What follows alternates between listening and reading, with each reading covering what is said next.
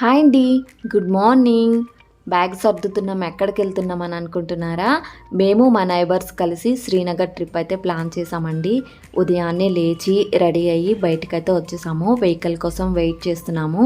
Vehicle కూడా వచ్చేసింది, ఎక్కేసాము. Actually చెప్పాలి అంటే ఈ వీడియో ఇప్పుడు పోస్ట్ చేయాల్సింది కాదండి. నేను షార్ట్ వీడియోలో యాపిల్ ట్రీస్ వీడియో పెట్టాను కదా, అప్పుడు పోస్ట్ చేయాల్సిన వీడియో. బట్ కుదరక నేను ఇప్పుడైతే పోస్ట్ చేస్తున్నాను. ఉదంపూర్ నుంచి మా జర్నీ కూడా స్టార్ట్ అయిపోయిందండి. జమ్మూ నుంచి శ్రీనగర్ వెళ్ళే మెయిన్ రోడ్లో ఇదేనండి పెద్ద టర్నల్. దాదాపు 10-15 కిలోమీటర్లు ఉంటుంది. చూడడానికి చాలా బాగుంటుంది. బట్ వీడియో అవ్వడం వల్ల, ఎడిట్ చేసి పోస్ట్ చేయడం వల్ల మీకు తెలియట్లేదనమాట. ఏదైనా ఎమర్జెన్సీ వచ్చినా అరగంటకి మధ్యలో ల్యాండ్ లైన్లు కూడా ఉంటాయి. ఇన్ కేస్ మన ఫోన్ పని చేయకపోతే మనం ఫోన్లు కూడా చేసుకోవచ్చు ఏదైనా ప్రాబ్లం వస్తే. నెక్స్ట్ ఇంకోటి ఏంటి అంటే, శ్రీనగర్ వెళ్ళాలి అంటే ఈ ఒక్కటే దారండి. చూడండి ఎంత భయంకరంగా ఉందో. వెళ్ళి రావాలంటే చాలా జాగ్రత్తగా వెళ్ళి రావాలన్నమాట. ఇటువైపు కూడా చేలు పండిస్తున్నారండి. ఎత్తైన కొండల మధ్య లోతైన నది.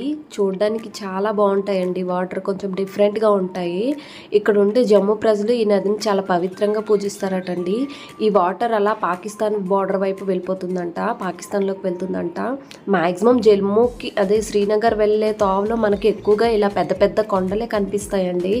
జర్నీ చేసిన తర్వాత ఒక దగ్గర అయితే కార్ అయితే ఆపారండి. ఇక్కడ చిన్న వాటర్ ఫాల్ కూడా ఉంది. కొంతమంది స్నానాలు కూడా చేసేస్తున్నారు అక్కడేని.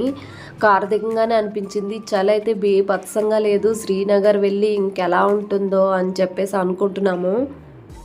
ఇంకోటి ఏంటి అంటే, ఇటువైపు ఇల్లులు కొంచెం డిఫరెంట్గా ఉంటాయండి. మన వైపులా ఉండవు, గోపురం టైప్లో ఉంటాయి. ఎందుకంటే ఇటువైపు ఎక్కువగా స్నో పడుతుంది కదా, దానికి కొంచెము అంటే ఎక్కువగా చలికుండా ఉండడానికి అని చెప్పేసి గోపురం టైప్లోనే ఇటువైపు ఇళ్ళన్నీ ఉన్నాయండి. చాలా డిఫరెంట్గా, చూడడానికి చాలా బాగున్నాయి.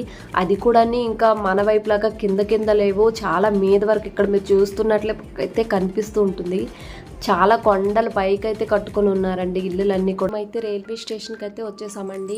ఇక్కడైతే చాలా రష్గా ఉంది. కాశ్మీర్ వెళ్ళి వచ్చే వాళ్ళు అయితే చాలా ఎక్కువ మందే ఉన్నారు.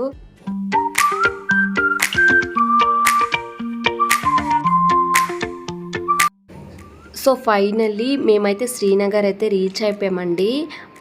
అసలు చలి అయితే మామూలుగా లేదు, బేభత్సంగా ఉంది. మేము ఆటో ఆయనతో మాట్లాడేసుకొని మా హోటల్ దగ్గరికి కూడా మేము వెళ్ళిపోతున్నామండి. నేను లాస్ట్ షార్ట్ వీడియోలో దాల్ లేక్ వీడియో ఒకటి పోస్ట్ చేశాను కదా, దాని ఎదురుగానే మాకైతే హోటల్ అయితే దొరికిందండి.